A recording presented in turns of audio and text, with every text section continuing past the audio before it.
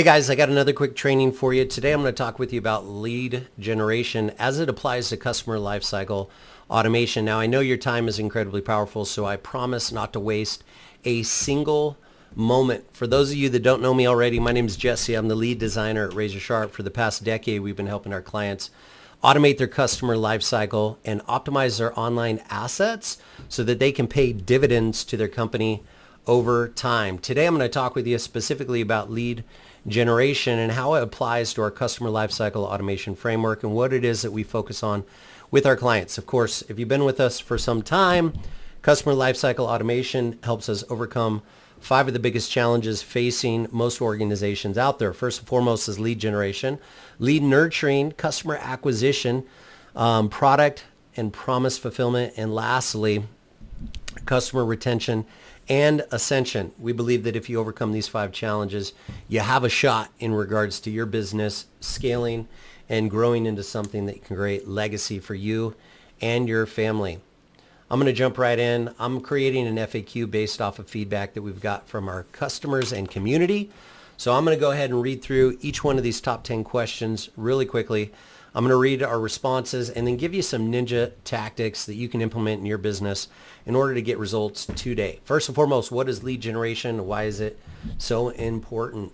Lead generation is really the process of identifying and cultivating relationships with potential customers.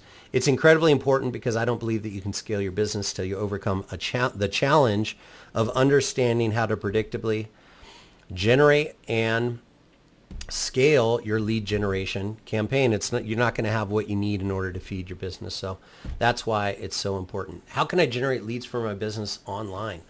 Well, there's a lot of great ways to do it, but from a top level standpoint, the best way to do it is to create what's called lead magnets or value-based content that people are willing to exchange their contact information for, and then optimizing your website for lead generation. What I mean by this is really having your lead magnets clearly defined and prominent, having your funnels identified on your website, and then making it really frictionless for people in order to access. Don't make it complex for contacts in order to opt into your leads, but you need to understand who you're communicating with and what challenges they want to overcome or desired outcome that they're trying to achieve. Because unless you know that first and foremost, you're not going to know how to build or create value-based content. So that's the first stage, and then publishing it predominantly on your website is stage number 2. Stage number 3 would be to syndicate it out into social media, then take a look at your feedback and engagement, and then determine whether or not you want to do a paid placement on that lead gen campaign. What are some effective strategies for online lead generation? Well, I talked about valuable content. Optimize your website for lead gen, again, is another way to do it.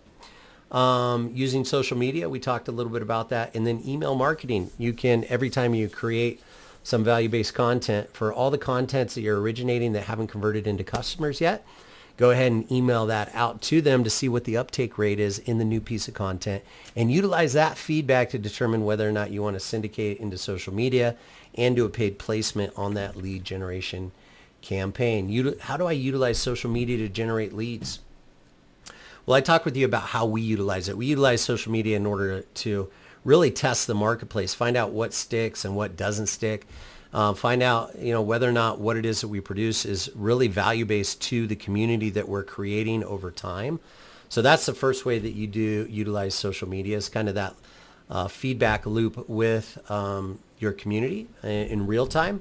And then from there, figure out whether or not the content is getting a high engagement rate, and do paid placements inside of those social media channels to get a little bit more visibility outside of your friends and family.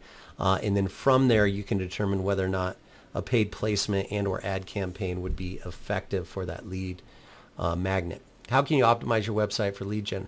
A couple of different things that we recommend. Make sure that you have clear calls to action. Instead of using heavy copy-rich content, we highly encourage you to use hooks and headlines that can communicate a desired outcome or a specific result to a specific person, right? The hooks and headlines should identify who it is that you're talking to and communicate the result that they're trying to achieve. Instead of using paragraphs, use persuasive bullets. Again, in order to communicate as much as you possibly can in as few words as humanly possible. We also highly encourage the use of video on all your websites so that the content's a little bit more engaging. People don't like to read these days.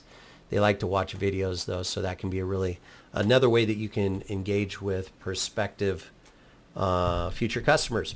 How can I use email to generate more leads? Well, we spoke about one way, first and foremost, create lead magnets and then email your community or email your email list, that lead magnet. Look for feedback on that to determine how much time, energy, and effort you want to put into it.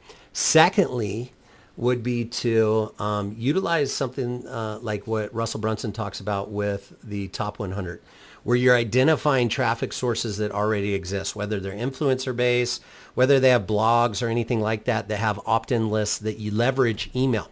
Then what you could do is you can utilize their email list in order to do the same thing, meaning that you reach out to them, say, hey, I have this really great piece of content. I'd love it if you'd send it out to your community. It looks like that you're interested in lead generation. Let's say I create a piece of content or lead gen, and I reach out to all the websites that have blogs built around lead gen that aren't competitors that have email lists. What I would do is I reach out to them, send them a link, say, hey, I'd love it if you send this information out to your community. It looks like that you linked to related content. This is the latest and greatest for 2023 in regards to our top 10 questions that people ask about lead gen. We'd love for you to link in and also to send it to your community. So that's two strategies and ninja tactics that you can utilize email in order to do lead gen.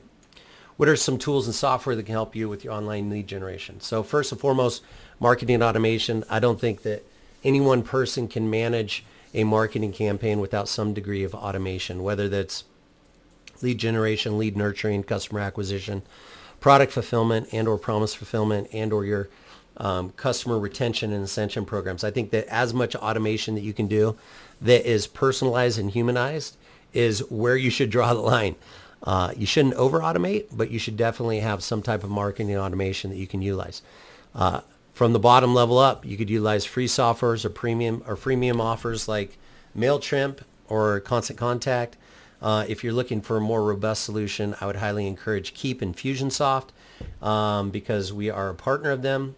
If you're looking for some do-it-yourself options out there, maybe take a look at Go High Level, Fix Your Funnel, things of that nature where you can do it yourself. These can be incredibly powerful tools and help you automate the process. So if you need support with that, let us know. That's what we do, and we're really, really good at it.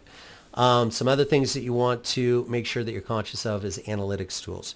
You want to make sure that you track everything from the initial contact all the way through what they're doing on your website, whether or not they opt in or opt out, and then what you're going to do from a sequence standpoint on the back end if they do opt in.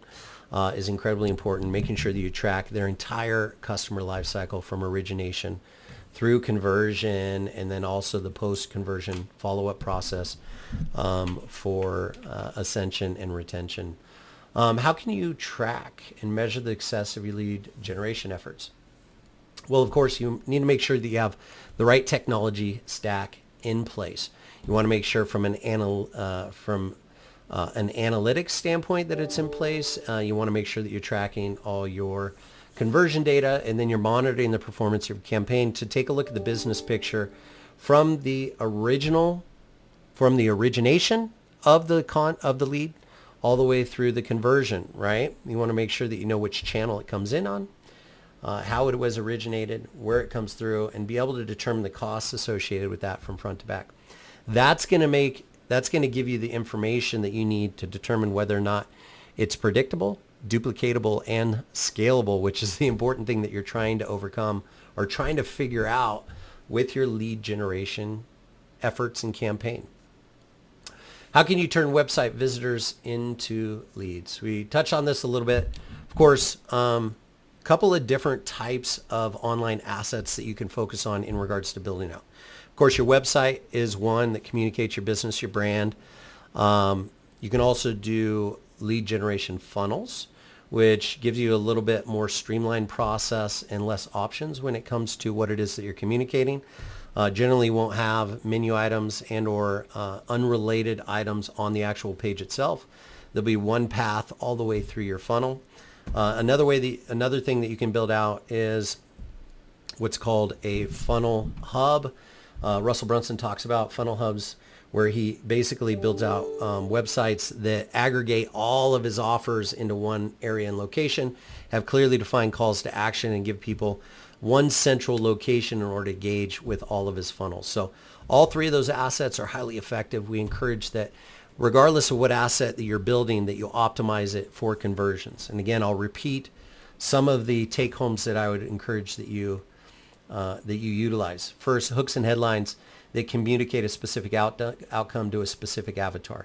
Secondly, instead of paragraphs, utilize persuasive bullets. Third, have clearly defined calls to action. Make sure that all of your lead magnets are published and highly visible on your website. The last question is, how can I turn leads into customers? Well, you want to make sure that you have a highly effective lead nurturing campaign, and you want to make sure that you engage with them in as short as time period as you possibly can. If that means a phone call within the first 5 minutes, they fill out your lead form, then that's what I would do. Depending on the cost of your services, more high ticket items, you want to make sure that you take them through and you properly frame that content and set up the context to what it is that you're going to be doing and how it is that you're going to be contacting them.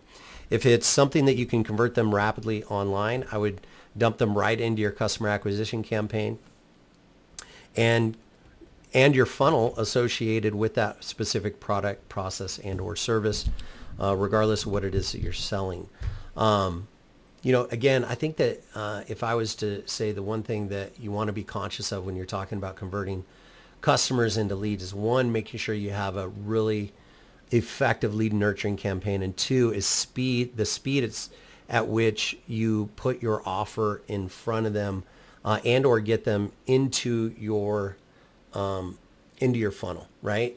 You don't want to just collect their data, let it age over time, because literally people's attention spans are so short these days.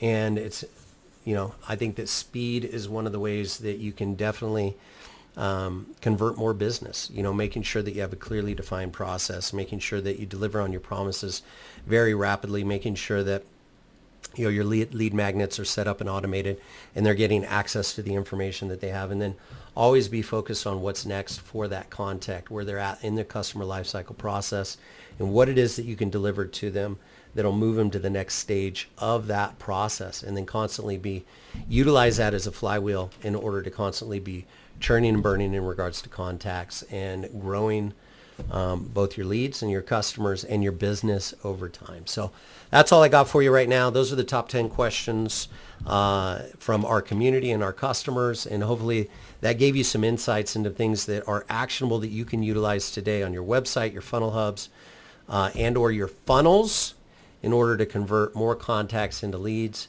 And that's all I got for you today. So until the next time we speak, make today and every day a fantastic day. We'll talk with you real soon.